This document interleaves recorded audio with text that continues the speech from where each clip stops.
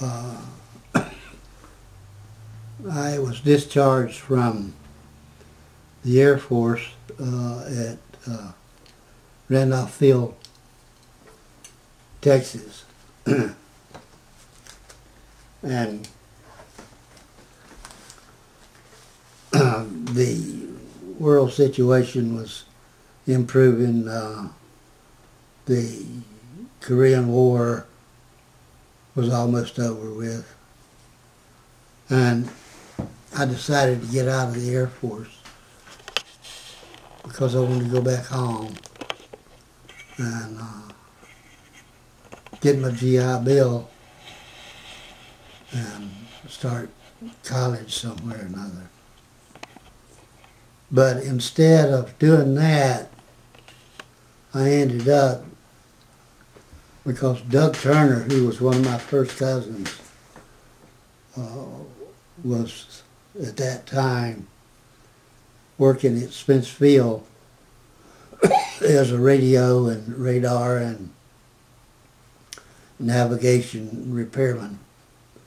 And I was in talking to him one day, and he was telling me about how they're really needing employees, because I had gone by to see Doug, which I did quite often. When I'd go home, I'd always make a point to go by and visit with Doug Turner, who was one of my favorite cousins.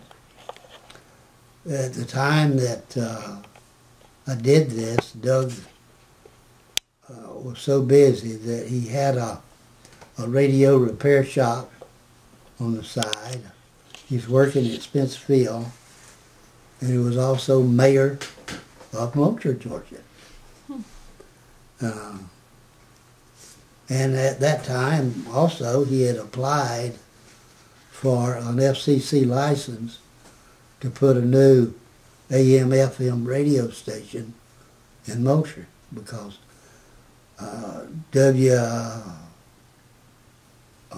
whatever the name, the call signs for the one station that was there in Moultrie, they had a monopoly on the business. So Doug did succeed in getting an FCC license, and started getting things together to build a new building to house all of the equipment, the studios, the administration offices, and all what is now WMTM in Moultrie, Georgia. And Doug was the operating partner for that, along with a country music star by the name of Gene Mills, went in partnership with him. And Gene Mills' brother, a fellow by the name of Pee Wee Mills, he and Gene had a hillbilly band, but they ended up being partners in WMTM with Doug Turner. I don't know what that station is like now. I know it's still on the air, but that's the origin of WMTM.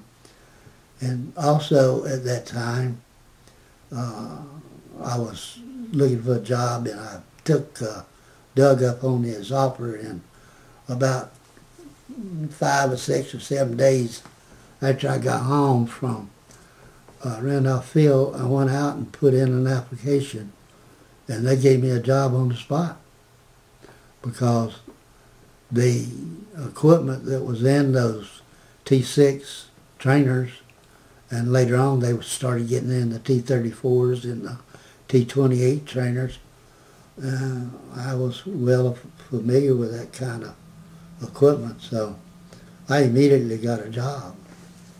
And I worked there and was living at home up in Norman Park with Mom and Dad. I still had my little black Ford coupe that I had bought from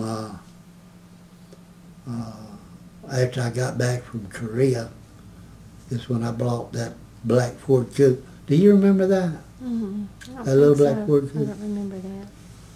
Anyway, I had it when I quit Spencefield much later and was living with y'all there in Lindaway. Lindaway. Yeah. And I was working downtown at the Atlanta dentistry, Okay. working on their dental machines. Didn't know why you was and there. X-ray machines. I was doing all that. And then until I went to Lockheed and started working there on those B-47s and B-36s. They were retrofitting out there because that paid a lot more money than working on dental machines. I bet it did. No. And Boo and Josh was getting tired of me anyway. And that's when I got that apartment up there in Marietta. Was living in it, working in Lockheed. But anyway, I worked at Spence Field immediately after I got home with Mom and Dad. Harry Clark had gotten out of service and was living at home, working with his dad on the farm. And I had the black 1950 Ford Coupe. Well, Harry had bought himself a 52 Ford, Fairlane 500 or something like that. But anyway, Clinton and Clifton was still in service. Clifton was in Korea, and he was still in service. Clinton was in the airborne, and he had already been to Korea and back, and was stationed at Fort Bragg, North Carolina. Clifton had come back, and he was stationed at the Marine base. Lejeune. Yeah, Camp Lejeune. And he had gotten married as well. So I just got the routine of working at Spence Field and living with Mom and Dad. And I would get up early and I'd go to work and come home, and Mom would have supper and we'd sit around and chat, and I'd do what I could. And if I had a date I wanted to go to the movie or go skating or someplace, we had a skating rink there at Willis Lake. You remember it? I remember Willis Lake. I went skating there. Yeah. Anyway, it was just one of those things. I had girlfriends out galore. One of them being Clifton Clinton's sister, Mary Annette Foreman, and the other lady that I dated quite often as I could, a little old chick by the name of Bernice Alexander.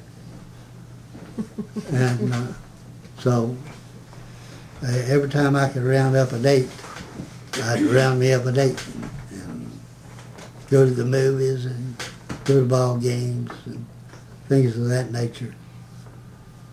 One of the best times that we ever had was we would take Lodi Alexander, Bernice's mom, and Eller, my mom, and on Friday or Saturday nights, they'd have one of the favorite things around South Georgia at the time was quartet sings, gospel sings.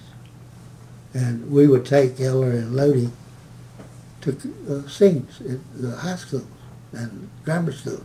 Wherever they could find 4 or 5 quartets put together, they'd have a 2.5 or 3 hour sing.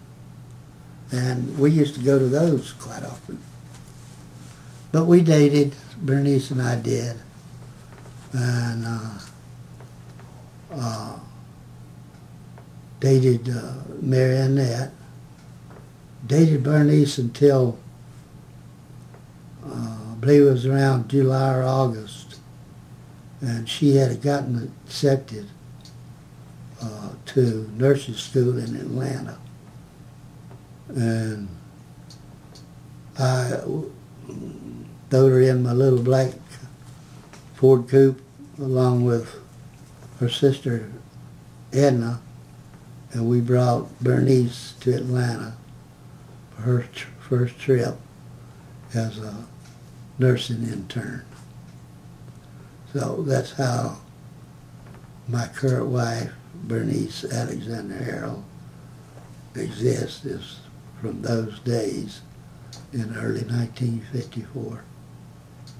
Edna came with us, and we cried all the way back home after we dropped Mom off at Crawford Loan.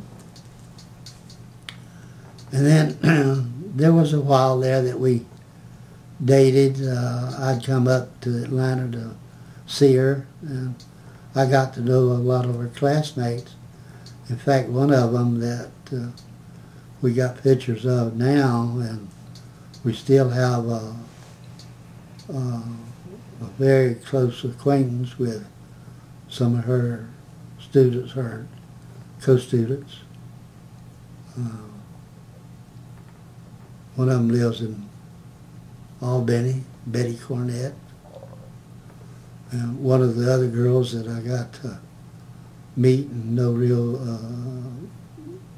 and have become real good friends with was a lady that currently lives out in Marietta by the name of Cookie Crumb. So it was a time of happiness. And I did that all of the time that I worked at Spencerville until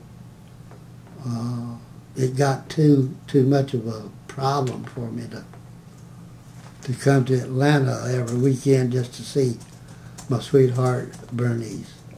So the relationship and the courtship that I had with Bernice sort of fell by the wayside because she met a fellow up here in Atlanta by the name of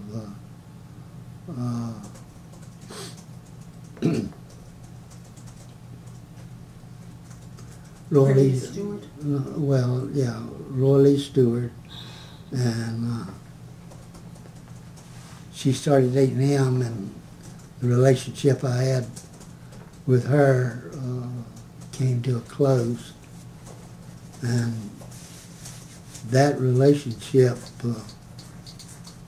did not get renewed until 1979 or 1980, somewhere along in there. But that's a continuing story as well, because after I came up here a few times, and Spencerville eventually closed down because the Korean War was over, and the Army and the Air Force was cutting back on their training program. So I came up and started to work at the dentistry, Atlanta Dentistry Company, and ended up at Lockheed. And while I was working at Lockheed is when I found out that RCA had a fantastic deal with field engineers, and I was looking to be classified as a field engineer. So I accepted a position with RCA Engineering Corporation, and I took off. I had wrecked that 1954 Coupe, and at the time that I was working at Lockheed, I bought me a little Chevrolet Coupe, and that's what I drove to New York. Well, actually, to begin with, I went to Camden, New Jersey, to accept my position with RCA, and they in turn sent me to Idlewild, and I was working in the air traffic control center up there as a maintenance man. And then they started expanding the positions of engineers, and they asked me if I wanted to go down to Washington, D.C. and work at the airport there in Washington, D.C. And I looked at that as an opportunity just to get back closer to home and find a place that I could live, because I was having to live in a little Italian community in Jamaica, New York, and I didn't like that. And the traffic was just terrible, and I didn't like that, so I took up RCA and went to Washington National Airport and started working there. And I worked there for quite a while, and of course I was no longer dating Bernice. And on the first day that I had arrived at Arlington, Virginia, and I had found an apartment already. Of course, I had a motel to begin with, and I found me an apartment to live in. And the first day I was there, though, I had to go into a drugstore there in Arlington by the name of People's Drugstore, and I met a young lady by the name of Shirley Parker, and didn't think anything about it. She was just a pretty nice lady, and went back in 2 or 3 days to the drugstore again and chatted with her, and kept going back on days then just to visit with her. Mm-hmm. So did she work at the store? She worked at the store in the cosmetic department, because the People's drugstores in that area then were mini Walmarts, you know. They had a little bit of everything. So you bought a lot of makeup. I bought a lot of makeup. But I ended up going back to see her again. And finally, I asked her if she'd go out with me. And she said, yeah. And so we started dating.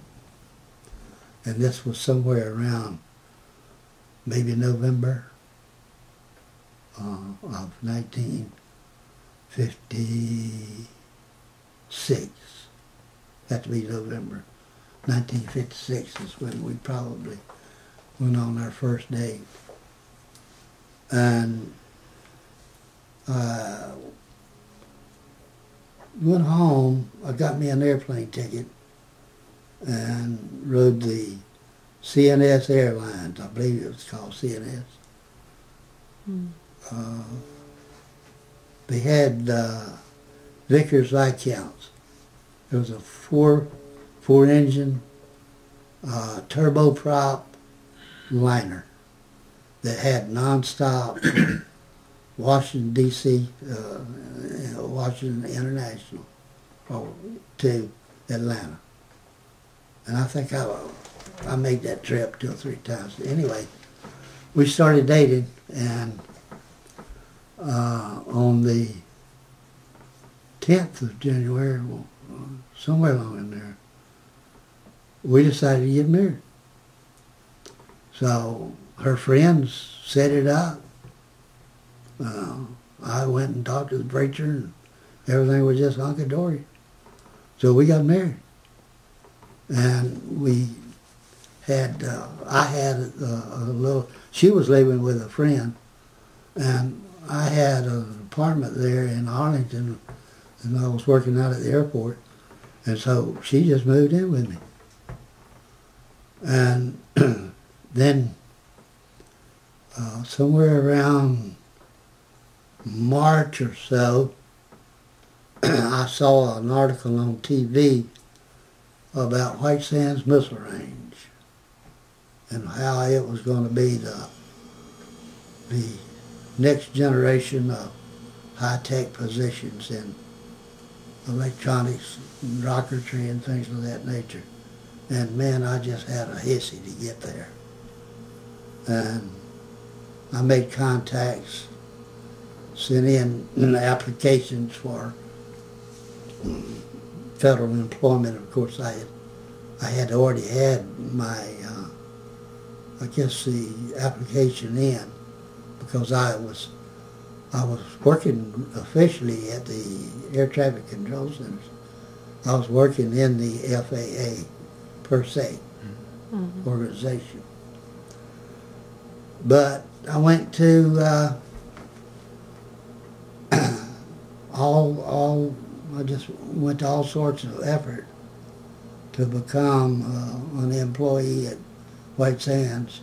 They called it Proving Grounds, WSPG at that time, White Sands Proving Ground. And I wanted to be there so bad. And so I made all sorts of communications, and one day it happened. I got the official appointment, wanted to know when I could start and all. So I talked it over with Shirley, and she was all for it. And the day that we decided to take the position to go to White Sands to go to work, we found out she was pregnant with Greg. And that's how he ended up getting born on Halloween of 1957. And in the meantime, I was making pretty good money. I bought a brand new 1957 Chevrolet station wagon. I figured if I'm going to have a family, I might as well have a family wagon. So I bought a station wagon. And that's what we drove to White Sands. And on the way out there was a deer jumped off of an embankment right into the middle of the hood of that brand new car. Clark Griswold all over. Yeah. It made a mess of it. But we went to White Sands Proving Grounds, and on the way out there, we'd see these billboards. You're welcome to Las Cruces, New Mexico, home of White Sands Proving Grounds and 37,000 friendly people. And so we had a chance to live in El Paso, but we figured, well, let's go for the small. So we drove on up to Las Cruces, and we stayed in a hotel a day or two, looking for a place to live. Till we got settled in. I started my new job. Rented a little house on Willoughby Way, 115 Willoughby Way in Las Cruces, New Mexico. And in my opinion, I've had an exciting career, and I think I'm going to call it a day.